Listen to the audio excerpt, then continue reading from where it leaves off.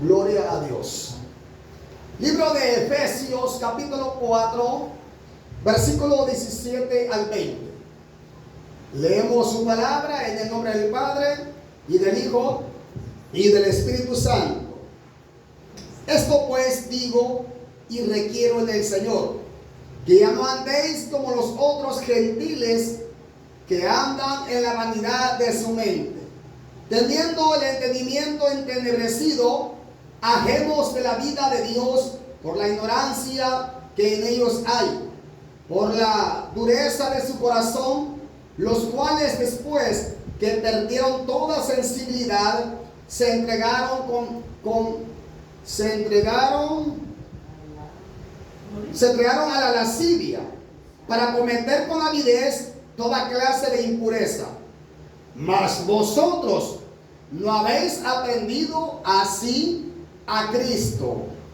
Gloria a Dios. Puede sentarse. Y sea Dios que nos hable, hermanos, por su palabra, ya que Dios siempre nos habla a tiempo y fuera de tiempo para aquel que ya está en el más allá. Gloria a Dios, aleluya.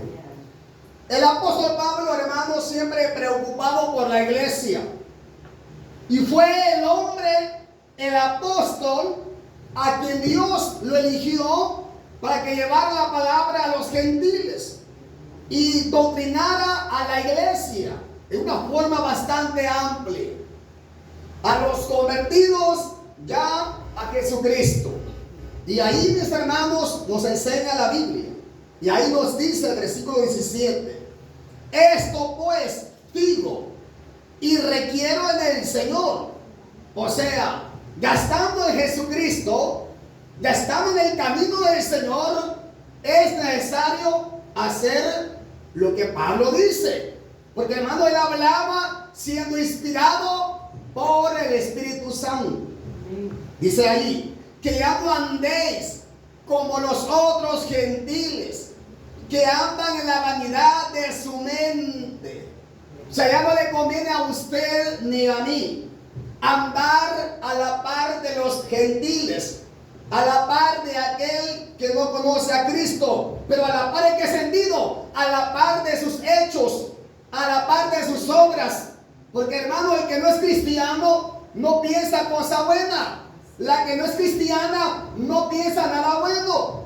Y ahí dice la Biblia que ¿qué comunión tiene la luz con las tinieblas? No hay ninguna comunión, porque el que es impío, el que es pecador y le gusta la maldad, va a querer que usted practique lo que él practica o lo que ella practica. Y si usted es cristiano de Dios, hija de Dios, usted va a querer que ella o él venga a Jesucristo y que él practique lo que usted practica, que es alabar al Señor.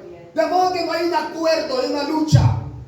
Y parece que mucha gente en la iglesia de Éfeso estaba volviendo atrás, caminando a la par en los pensamientos, en las ideas y en las acciones de los gentiles que no conocían a Cristo. Gloria a Dios, aleluya. Por eso Pablo escribe esta carta y dice que anda en la vanidad de su mente, teniendo el entendimiento entenebrecido. ¿Qué es entenebrecer?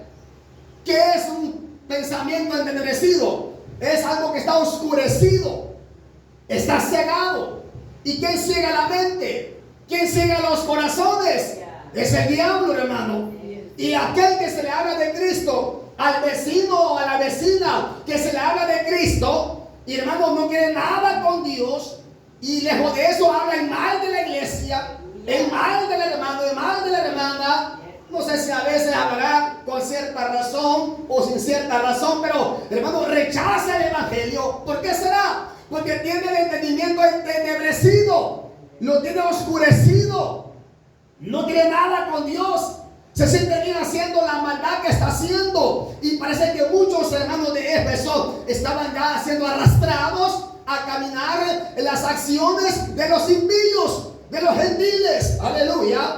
Pero ahora esta palabra Dios me la habla a mí y a usted, para que no compartamos las ideas, no compartamos los pensamientos, y mucho menos que no actuemos como actúan los gentiles que no conocen a Dios, porque tienen la mente entenebrecida. Gloria a Dios, aleluya. Dice más, ajenos de la vida de Dios por la ignorancia que en ellos hay, por la dureza de su corazón. Ajenos de la vida de Dios. ¿Por qué estaban ajenos? Porque están lejos, lejos del camino de Dios. Ellos están en su mundo, en su vida, hermano. Hay gente que usted le habla de Cristo. Si usted evangeliza a alguien en la calle o a algún vecino rebelde, le contesta mal, ofenden, hablan mal del pastor, hablan mal del hermano, el mal de la hermana, y muchos hablan hasta el mal de Cristo, hablan mal de Dios, que si Dios es amor, porque hay tantas guerras, tantos niños muertos, tantas pestilencias. Y comienza el hombre a hablar sus argumentos y a rechazar el evangelio. Y hermano, mucha gente cristiana evangélica puede ser arrastrada por estos pensamientos, por estas ideas, sobre todo cuando llega la prueba a su vida. Y dice el cristiano, ¿por qué Dios no me responde? ¿Por qué Dios no me contesta? Y comienza el hombre a decaer, comienza la mujer a decaer en la obra de Dios. Y comienza a compartir las ideas del mundano, de la mundana. ¿Por qué? Porque está siendo arrastrado por la corriente negativa del diablo. Aleluya. Dice más, los cuales, dice, después que perdieron toda sensibilidad, se entregaron a la lascivia para cometer con avidez toda clase de impureza. Está hablando del hombre, porque el hombre tiene conciencia. El hombre tiene algo que se llama conciencia, y cuando el hombre falla, está haciendo algo malo, aunque no sea cristiano evangélico, aunque no sea de ningún tipo de religión, pero su corazón le reprende que está matando a alguien, que lo está asesinando, o si alguien está viviendo un adulterio y sabe que anda mal delante de Dios y delante de la sociedad y busca la oscuridad de la noche para irse a ver con la mujer que no es su esposa, a que no sea evangélico, la conciencia le reprende. Está el corazón reprendiéndolo. Pero ¿qué pasa? Note algo, el versículo 19.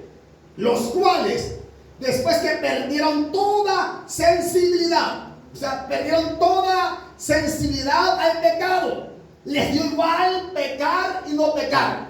Les dio igual que la gente lo vea, los critique, los señale, les dio igual. Entonces, este tipo de gente habla malas palabras públicamente. Este tipo de gente, hermano, actúa como él quiere actuar públicamente y no le importa quién le ve o quién le oye. ¿Por qué? Tiene ya, dice Pablo, también la conciencia cauterizada. Y mucha gente de la iglesia de Éfeso estaba siendo arrastrada. Ahora, ahí dice un texto ahí, no me acuerdo exactamente la cita, no erréis, dice, las malas conversaciones corrompen las buenas costumbres. Si usted como cristiana, como cristiano, tiene un amigo lépero, una amiga lépera, cuando usted menos sienta, usted va a ser un lépero más en la lista. Una lepra más en la lista, un desbocado, una desbocada más en la lista. ¿Por qué? Porque está ahí con los incrédulos.